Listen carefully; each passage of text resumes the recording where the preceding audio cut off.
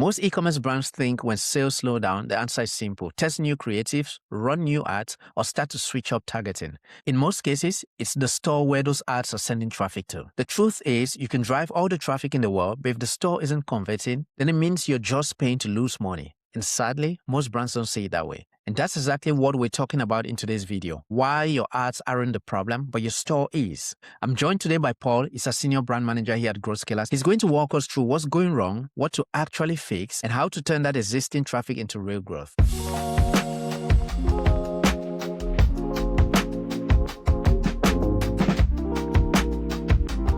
Thanks for joining us, Paul. Could you please introduce yourself to our audience and then give us a little background on today? Of course. My name is Paul, Senior Brand Manager at GrowthScalers. I started my e-commerce journey in 2016, launching my own brand. I did that while living in Asia. I'm originally from California. I worked in product development for 10 years. I've worked as a professional brand manager for 6 years now, and I've done everything from household goods, garden hoses, food. Yeah, you name it, I've done it. Paul, I want us to kick this off. When brands come to us saying our store ads are not working, what would you usually find when you look inside of their account? Usually when I look under the hood, there's almost always an automatic feature. It depends. It doesn't matter what kind of store you have. The type of advertising doesn't change too much.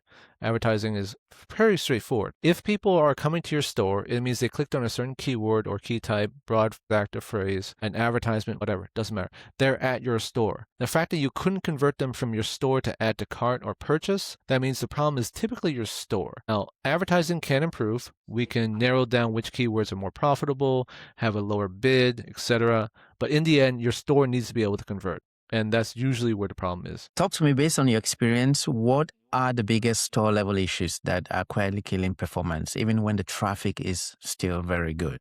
It differs on the type of store. If we're talking about an e-commerce store, typically your homepage doesn't convert too often, but you need to make sure the bounce rate is low by offering them exactly why they clicked on this ad. For instance, if they clicked on an ad for, I don't know, coffee mugs, and they come to your store and they see kitchen knives. Well, that's not exactly what they're looking for, is it? Now, you could be a bit more dynamic about it. Like you could try to show everything on your homepage, but it usually ends up being really cluttered. So you need that laser-like focus. The keyword type of ad needs to match what's on your homepage, and it needs to be attractive enough that people stay. You don't want to hit them with a wall of text. You want to have a good combination of text, infographics, etc. to draw them in. On Amazon, for that brand store, it's slightly different. They are already shopping and they're already on a marketplace. You need to make sure they're able to buy immediately. So you need to have those add to cart buttons, right? That's the big difference there. Does a brand's identity and history matter in any way? That comes into a pretty complex question.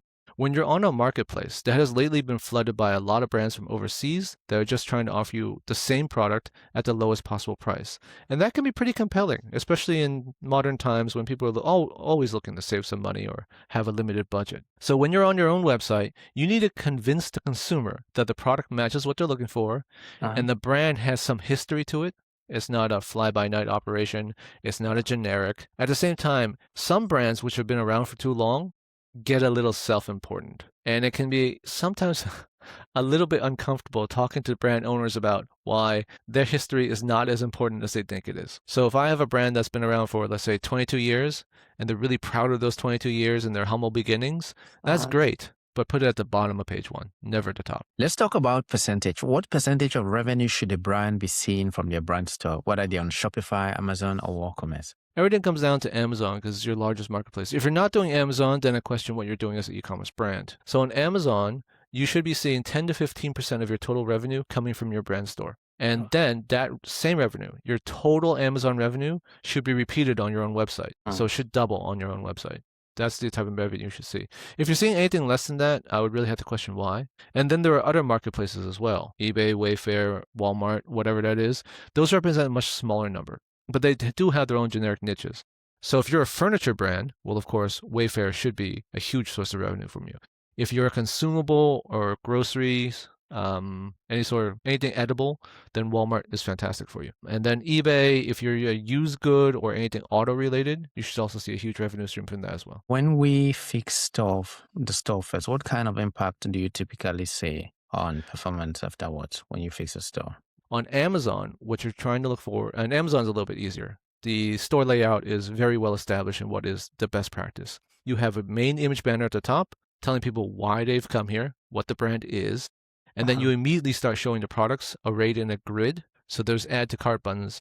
Typically for Amazon, I would say at least 30% of your brand store revenue should come from the homepage. Usually it's the vast majority. It only goes beyond 30% or even goes lower than 30% if you have a huge, huge catalog and people need to click multiple times to find the right product. But typically, no. You want all your products, your best sellers at the top above the fold. On a website, it's a little bit different. On a website, your add to cart ratio for your homepage is typically only in single digits. You want people to browse around. The more times people click on a website, the more likely they are to purchase. But you don't want to go above 3 clicks. So within 3 clicks, they should be able to find the product they want and add it to cart.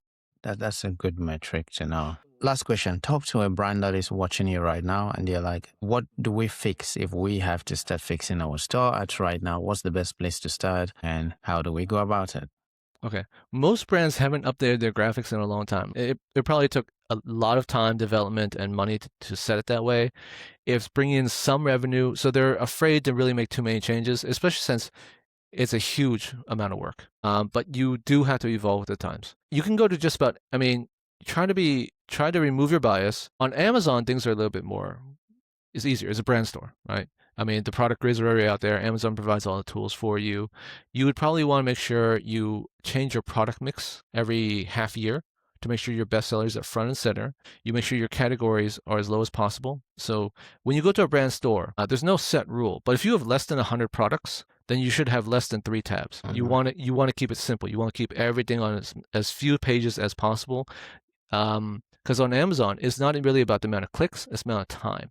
How much time does it take a consumer to find the right product? Because Amazon buyers are notoriously low attention span and just want to buy and go do something fun. So in any marketplace right now, even on independent websites, you're being flooded by generics and copycats, what we call Me Too products in the ecosystem. So content marketing came around. It's been around for a generation now. You want to be a brand that has a story behind it. Why has this product come to life? Who envisioned it? Who are the people behind it? But what happens is, as brands start to mature, they get a little bit self-important. They start to care a little bit too much about themselves and not what the consumer ultimately wants. It happens quite a few times where when I'm working for a brand and they start with a brand story that's like this long, sometimes it even has to scroll down multiple pages. And I tell them, I'm sorry, but we got to keep this to a single paragraph. And the product needs to stand out more than the persons behind it. Having done all of this, when we fix the store, what kind of impact do you typically see on performance afterwards? I would love to say we can take your sales and just put a rocket fuel into it and blast it to the moon. But while that could possibly be true, the majority of the time, the real question is, how much does your store suck? How bad is it? And how much can we actually improve it? The worse you are, the better my results can be. Now, I'm afraid there's no set answer for that. But there's always almost an increase. You never go backward. If you're new to GrowthScalers, don't forget to hit the subscribe button. Every single week, we publish a video like this to help you scale your e-commerce store. And by the way, check out the first link in the description. Sign up today and get your first month for free. Thanks, Paul, for doing this. I do appreciate it. Okay.